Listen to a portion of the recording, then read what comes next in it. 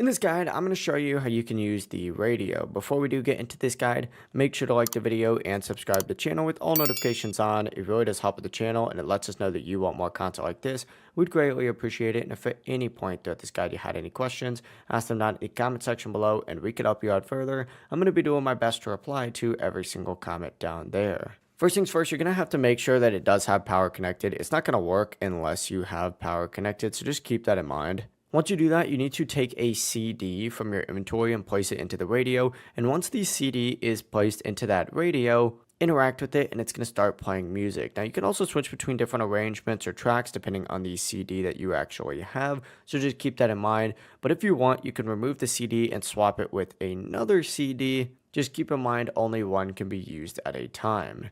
If you guys had any questions, ask them down in the comment section below and we could help you out further. I'm going to be doing my best to reply to every single comment down there. Before you do leave this guide, make sure to like the video and subscribe to the channel with all notifications on. It really does help the channel and it lets us know that you want more content like this. We'd greatly appreciate it. And if at any point you did have any questions, once again, ask them down in the comment section below and we could help you out further. I'm going to be doing my best to reply to every single comment down there. Have a great rest of your day. Peace.